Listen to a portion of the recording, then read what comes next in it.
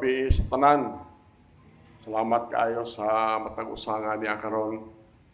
Salamat nga nagapadayon ta sa atong pagsimba during Wednesday. O salamat nga naputay bisita ron taga Carpog. Kalnap ko na inyong lugar, Carpog. Murag kuhan pa to. Itong panahon na lapok kayo. Siguro karon sa binto na siguro no. Lapok yapon. So, salamat nga nagapadayon ta sa atong pagsimba sa atong buhi nga Dios bisan sa kagulian sa palibot nato. Kung kita magdugay, manindog ta, walay labot ng gadalag bata kay lisod ng tindog ng bata.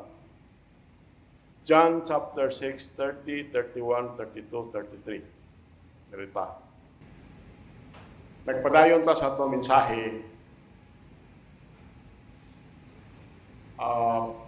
Jesus as portrait in the gallery of John, John's gallery. O mao ni ang inyong ibasa karon ingon dire. Busa sila miingon ngadto kaniya kaning sila katong daghang tawo nga dito man sila nahitabo na ipakaon ni Jesus Christ sa Capernaum. Dito ni nahitabo. Yang busa sila miingon ngadto kaniya Jesus Christ. Nan unsa nga ilhanan ang ipakita mo aron kami makakita o mutuo kanimo. Unsa ang imong gibuhat? 31. Ang among mga amahan nangaon og mana didto sa deserto, sumala sa naisulat. Siya mihatag kanila og tinapay gikan sa langit aron kaunon. 32. Unya si Jesus miingon ngadto kanila, sa pagkatinuod ako mag-ingon nga kaninyo, si Moses wala mihatag kaninyo ni anang tinapay nga gikan sa langit. Apan ang akong amahan nagahatag kaninyo sa matuod nga tinapay gikan sa langit. 33. Kay ang tinapay sa Dios mao siya nga nanaog gikan sa langit ug nagahatag og kinabuhi ngadto sa kalibutan. O mao na ito mensahe karon nagapadayon ta Jesus, the bread of life.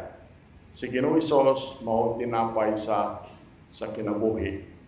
O mao ni part 2 niya siya, ang part 1 na niya siya atong last Wednesday.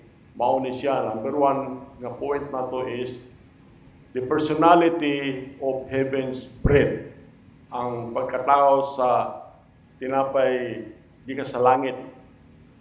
Point A ato is heaven's bread is a person. Heaven's bread is a person. According to these verses, hindi ko basa, the bread of heaven is not a system. Dili ni sistema. Dili ni religious system. Dili ni siya denomination. But it is a person. So the heaven's bread is a person. Point B, the heaven's bread has power. Dunay power. The heavenly bread, katong langit nun nga tinapay, dunay gahom nga muluwas. Sa maning muluwas, kanang ang tao, dalbon ka sa langit. Kay kung di ka makabato ni Jesus Christ, ang imong antuan, hell, imperno, imong antuan. Yun sa Bible, walay purgatorio din Walay purgatorio sa Bible. So the heavenly bread has the power to save, to secure, and to satisfy every sinner who comes to Jesus Christ by faith. Ang atong kaluwasan pinagira, tungod ni si grasya, pinagis pagtuo sa dugo ni Jesus Christ. When say, heaven's bread has promise. Has promise. Ano siya diya?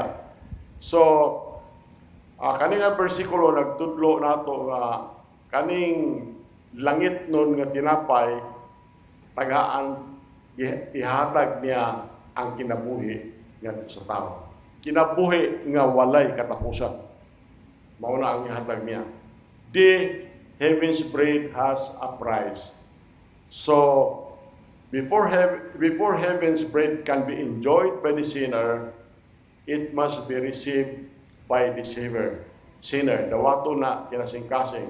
Ug ang presyo ana naa dugo mismo ni Jesus Christ. It's the precious blood of Jesus Christ.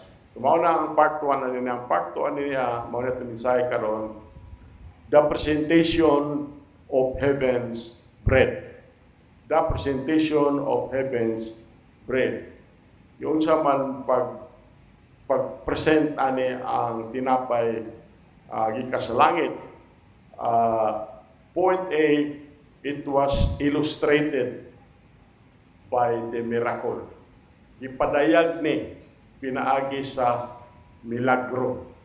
So, mabasa na ito ni si John 6:13. Therefore, they gathered, kamo kung ibasa nga, John 6:13, ready, read. Therefore they gathered them together and filled 12 baskets with the fragments of 5 barley loaves, which they no more than the man with them had eaten.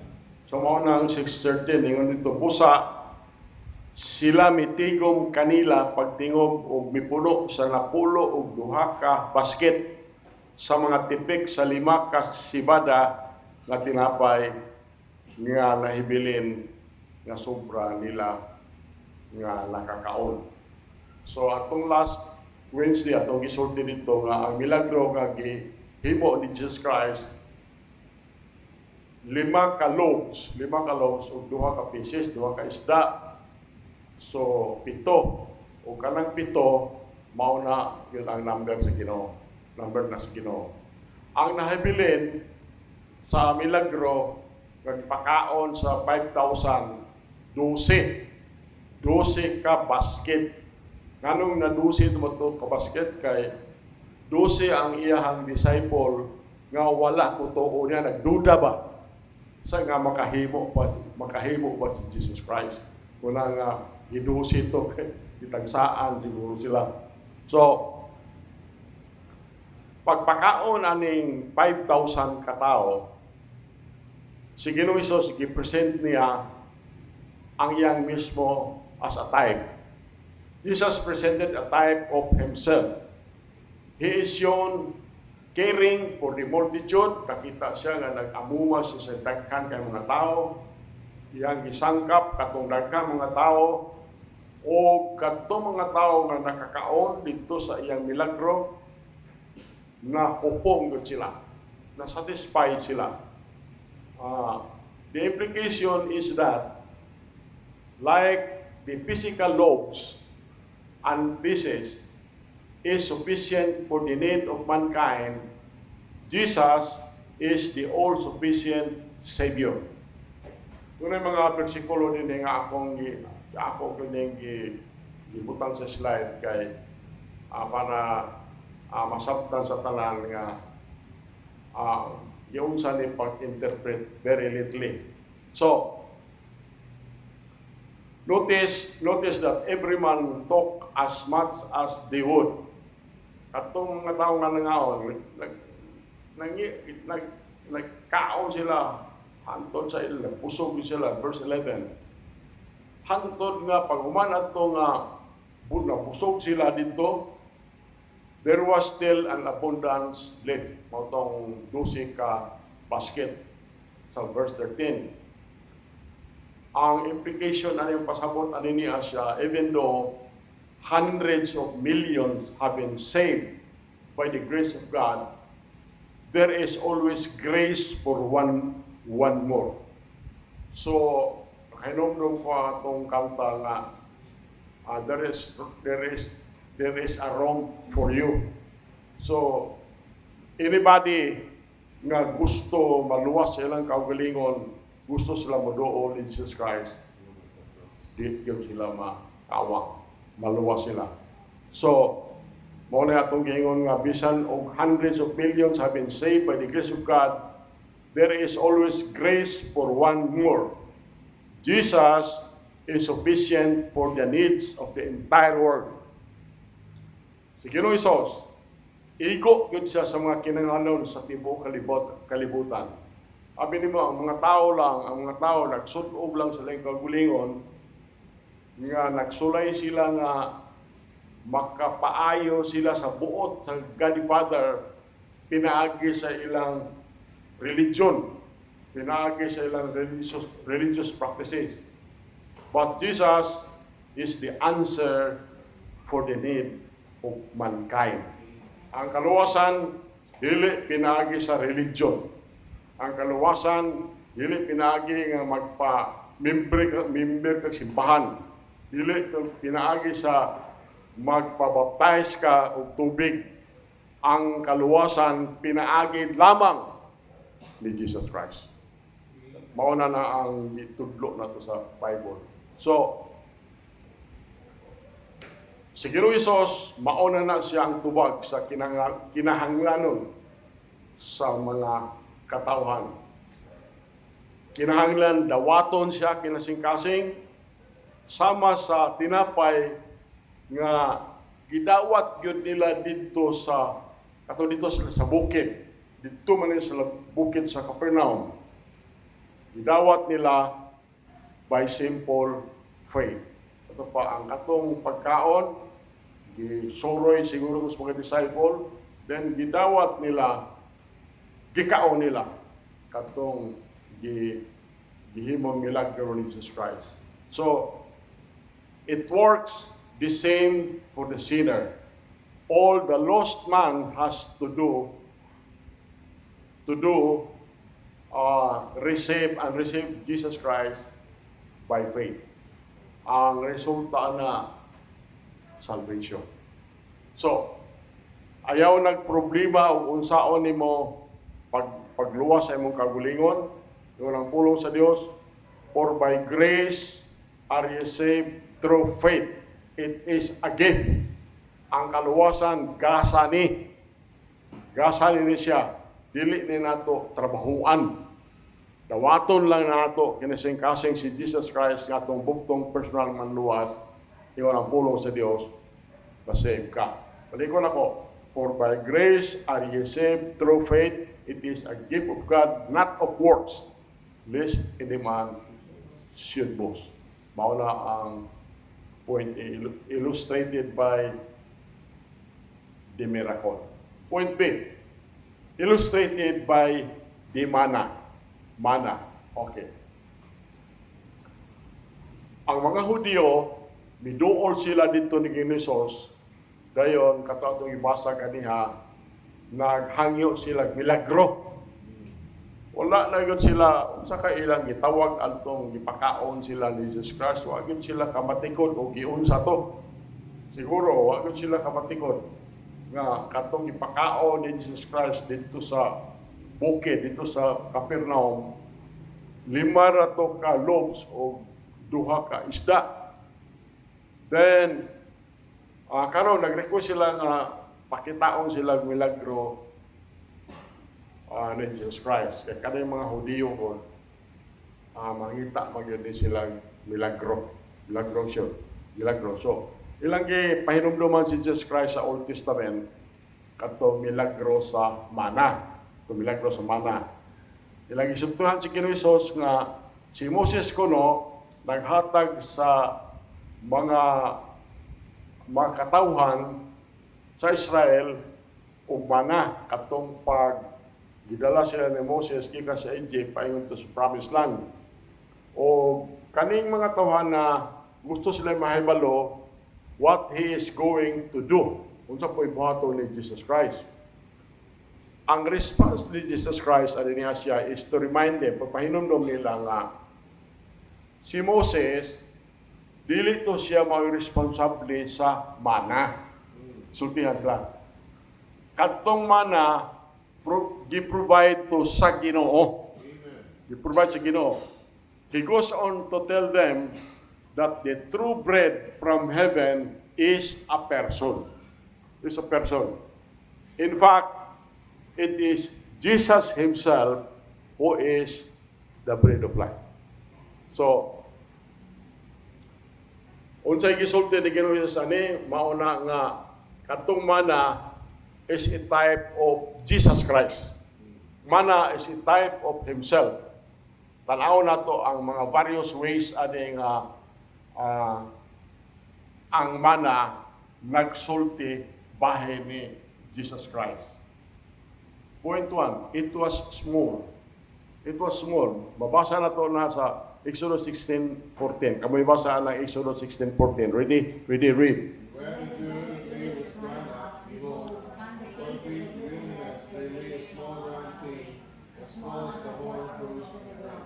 So mauna ang gisulat ni Moses, ingon si Moses, ug sa diha nga ang yamok nga nag-alirong misaka, tanawa, ibabaw sa naong sa kamingawan, dihay gamayng lingin nga butang. Ingon kagamay sa abuhong yamok nga migahi sa yuta. So, kanini ang bersikulo nagsulti ni bahin sa pagka mapaubsano ni Jesus Christ. Gamay. This speaks of Christ's humility. Si Ginoong Hesus, wala, bisag Ginoo siya, wala siya matao diha sa palasyo sa hari. Wala. Bini mo din siya natao dito sa pasungan. Sa pasungan siya natao. Wala niya gamita ang iyang mga bahandi nga anytime ma-dispose niya, bini mo, nagpuyo siya nga pobre kayong kinabuhi. All the time, he was in this world. Pobre kay ang iyang kinabuhi. Mark chapter 8:20. He came this way in order to identify himself with the sinners he came to save. Mauna ang mana, small, round. Then, it was round. Atong bersikulo to. Now, this speaks of Christ's eternal nature. Jesus did not have the beginning in Bethlehem. Si Ginoong Hesus, wala, magsugod siya kato pagkatao niya sa Bethlehem. Balo ka sa round, wala sinugdanan na, wala katapusan. So, but He has always been. John chapter 1, verse 1, in the beginning was the Word, and the Word was God, and the Word was with God, and the Word was God. Jesus is the eternal Son of God. There has never been a time when He was not. There will never be a time when He will not be. He is the I am. Amen. Mauna si Ginoong Hesus. Kato nangutana si Moses, mato ko dito sa Egypt. Mutana sila nako, kung kisay kapadala nako, unsa may ako isulti, ingon ang Ginoo, ingna sila gipadala ka sa Ginoo ang iyang ngalan, I am. Number 3, it was white. Exodus 16:31. Kamoy basa na Exodus 16:31. Read. And the house of Israel told me, the God of Micah, it was done according to their seed, and pleased me, and offers sweet with honey. So, puti itong color to. Ug ang balay sa Israel, may tawag sa ngalan ni og mana. O kini sama sa liso, sa coriander. Ako kabalo unsa lang coriander. Pero ni puti ug ang kalami niini nahisama sa mga apa na hinimo nga sinagulan og dugos. So to tapis gyud ini. Kung sila nag-diabetes po. So, nagpahinumdum ni nato nga si Ginoong Hesus sinless. Nagpahinumdum ni nato that Jesus has a holy nature. Jesus Christ has a holy nature. He was born without sin. He lived without sin and died without sin. He was absolutely faultless, or he was absolutely impeccable in his character. Jesus is the sinless Son of God. This is 1 Peter 2:22 ingon dito, who did no sin, neither was guile found in his mouth. Muna giingon in the book of Peter. Number 4, it came at night. Naabot siya sa kagabion. Okay, na spiritual implication na siya. Exodus 16, 13, and 14. 13, kamoy ba sa anak? Ready, read.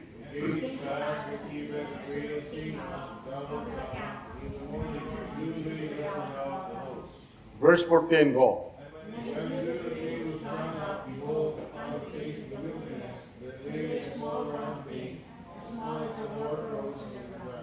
Okay, so wala ang yun diri. O kini nahitabo nga sa kagabhion, at even, and it came to pass that at even the quail came up and covered the camp. O kini nahitabo nga sa kagabhion, ang mga buntog bidagsang o bitabon sa kampo. O sa kabuntagon, ang yamog mialirong sa panon. O sa diha nga ang yamog nga nag-alirong misaka man ang yamog, tanawa, ibabaw sa naong sa kamingawan, dihay gamayng lingin, nga butang, tingon kagamay sa ang bubong yamog, nga migahi sa yuta. Ang atong reason na niya siya, nga nagpicture ni Jesus Christ, is Jesus Christ came to a world lost in spiritual darkness. Naasa spiritual darkness ang kalibutan. O si Kinusos, tagaan niya o kinabuhi, tagaan niya kahayag o kinabuhi ang kalibutan nga ana sa spiritual darkness. Mao na ang lesson na niya. Number 5, it was misunderstood by those who found it. It was misunderstood by those who found it. Exodus 16:15. Kamay ba sa anak? Ready, read. When the children of Israel saw it, they said one to another, "It is manna, for there is not what it was." And Moses said to them, "This is the bread which the Lord hath given you to eat." Thank you. Mauna ang ilahang wala masabti. Wala masabti. Ingon dito, kung sa diha nga ang mga anak sa Israel nakakita niini, sila miingon ang usa-usa. Kini mana kay sila wala nasayod unsa kadto. Kay kanang mana de mot pasabot na unsa mana mo na mana. Unsa mana na. Kini mana kay sila wala nasayod unsa kadto. Kung si Moses miingon ngadto kanila kini mao ang tinapay nga ang Ginoo naghatag kaninyo aron kanon. So they called it manna, which means, what is it? Tawag nila ni manna kay amot pasabot unsa man niya. Jesus was misunderstood by the very people he came to save. Na misunderstood yun siya.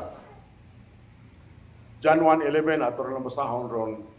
John 10:20. By the way, hantod karon, Jesus Christ is misunderstood. He is more than a teacher, Jesus Christ. He is more than a prophet. He is poor unfortunate man who got himself killed. He is the Son of God.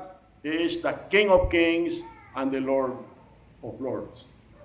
John 1:11, he came unto his own, and his own received not. John 10:20, and many of them said, he had a devil and is mad, and why hear ye him? Muna ang gisulti nila bahay ni Jesus Christ. It was misunderstood by those who found him. Pero nahibalota, he is the Son of God, he is the King of Kings, and the Lord of Lords. Verse 6, it was sufficient for every man's need. Igo si Ginoong Hesus sa matag kinahanglanon sa tao. Exodus 16:17 and 18. Kamoy basa anang 17. Ready, read. And the children of Israel did so, and gathered some more, some less. Verse 18, go. And when they did eat it with an omer, he that gathered little had nothing over, and he that gathered little had no lot. They gathered every imong pagka sa Ginoo, no? Kanina ang bersikulo nagpainom din nato that Jesus is the all-sufficient Savior.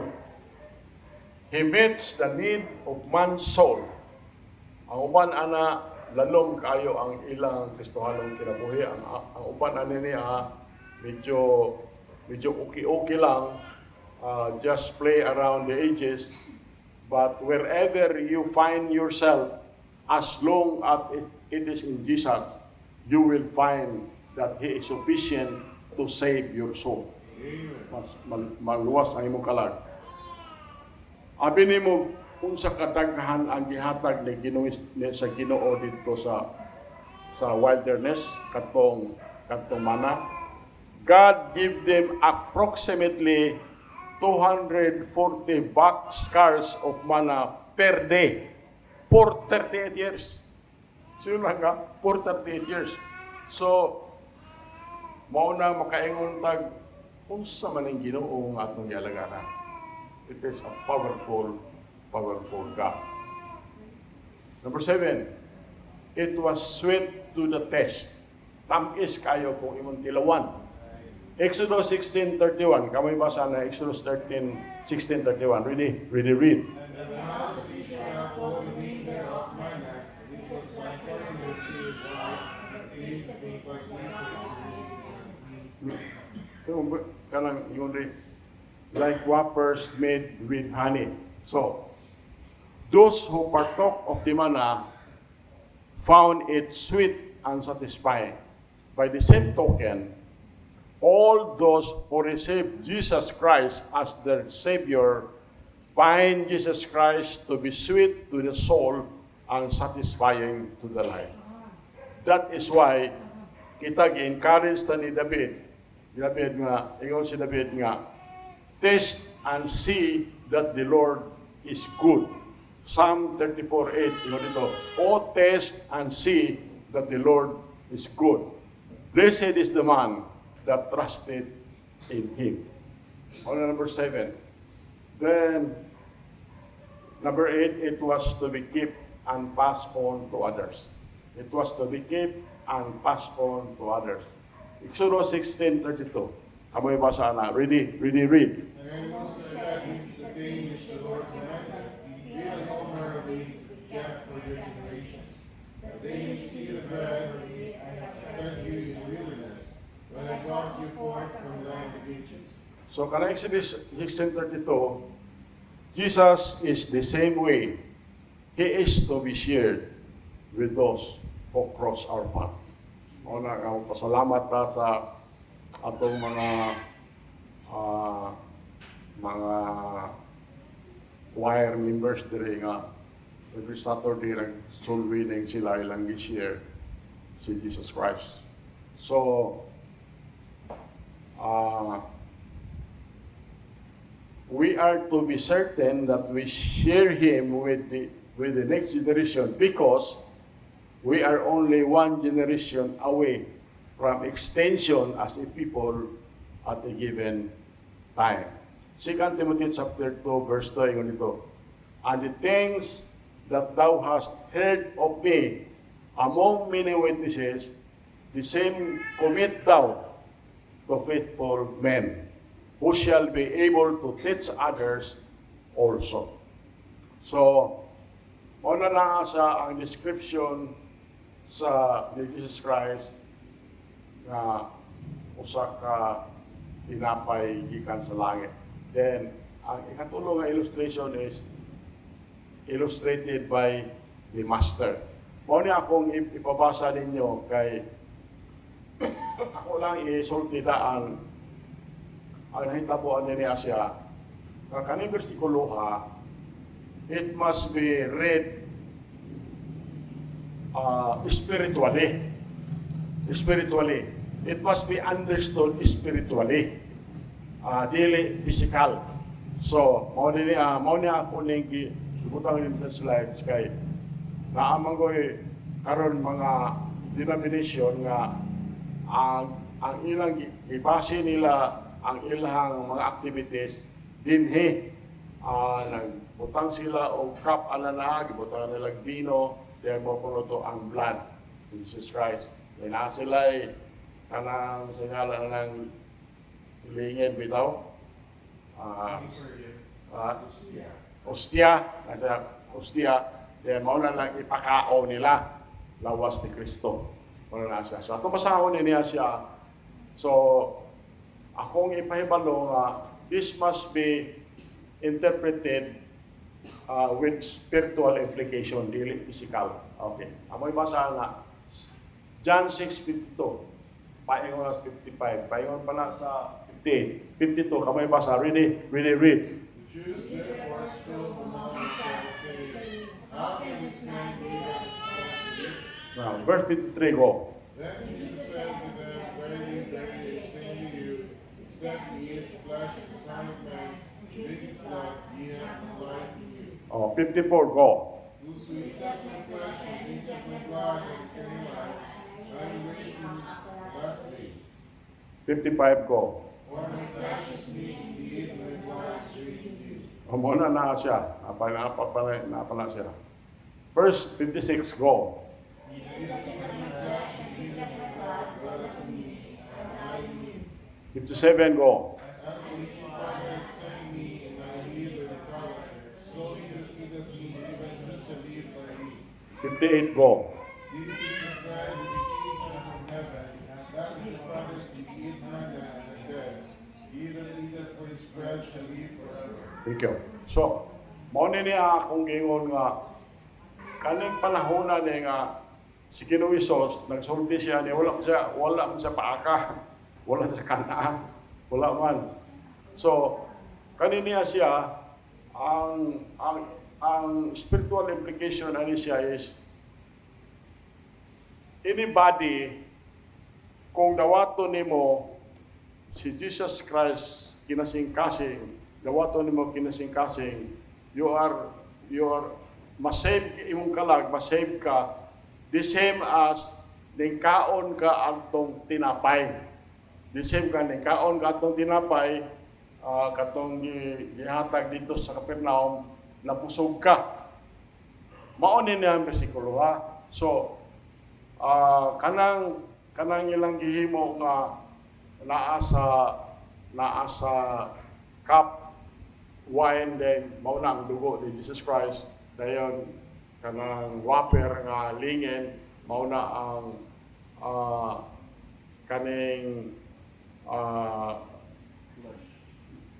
mga lawas ni Kristo. That is not correct interpretation. Kanina bersikulo it must be understood spiritually, not physically. So mao na ako ning gibutang nila aron mahibala na to. So mao ni ang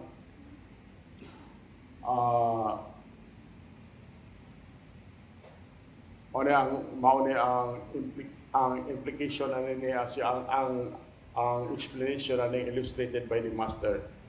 Jesus says that he is the ultimate bread. Si Ginoong Hesus, pauna siya ang katapusan nga tinapay. The Israelites ate of the manna in the wilderness and eventually namatay sila. The crowd was filled on the mountainside dito sa Capernaum. Yet eventually, busog ka itong mga crowd ato. Dito sila dito ipakaon sila sa Capernaum, sa bukid. Yet eventually, namatay sila.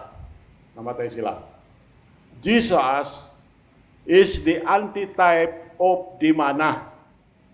All that it was, He exceeds. Jesus is greater than the bread given out on the mountainside. Dito sa Capernaum.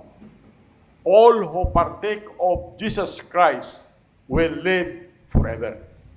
Mabuhi ka hangtod sa hangtod. His guarantee is that they will never die. Dili kung ka mamatay. Mamatay siguro ka physically, imong lawas, dalon dito sa menteryo, pero imong kalag, budiritso na dito sa atong panahon karon, budiritso na sa paraiso. Ultimately, sa rapture, kato imong lawas, mabanhaw to siya. So all who partake of him will live forever. His guarantee is that they will never die. His guarantee is one of eternal life to all who come to him. John 10:28, ingon diri, and I give unto them eternal life, and they shall never perish, neither shall any man pluck them out of my hand. So ug ako naghatag ngadto kanila og kinabuhing dayon, ug sila dili na gayud malaglag nga adunay tawo nga makaagaw kanila gikan sa akong kamot. So after all, Jesus is the real bread. John 4:14 ingon di, but whosoever drinketh of the life that I shall give him shall never thirst, but the water that I shall give him shall be in him a well of water springing up into everlasting life. So mao ni ang last slide sa atong mensahe. From these verses, it is plain to see that Jesus is the only hope for the world. He is what the soul of man needs before it can experience eternal life. The question that comes to us at this point is this: what have you done with Jesus? What have you done with Jesus? Have you received him into your heart and life? Are you secured in his salvation this evening? Kamo na motubag anang pangutanaha ninyong tao kaputa. Bahala mo lang itnon, buhin mo nga Diyos. Salamat sa imong mensahe, Lord. Salamat sa imong ayon dili kanamo nga hangtod karon. Iyo mo ning gipasabot na ikaw Ginoong Hesus ang naghatag na mong kinabuhing walay katapusan. Amahan, salamat sa gasas kaluwasan, amahan nga pinaagi lang sa pagtuo sa bililho ni madulog. Kinamong pagampo, pangaliw po kanimo, gisalig na mo ang tanan ni Jesus Christ, ang mabugtong pisalo ng manluwas. Amen. Okay, manikot ta.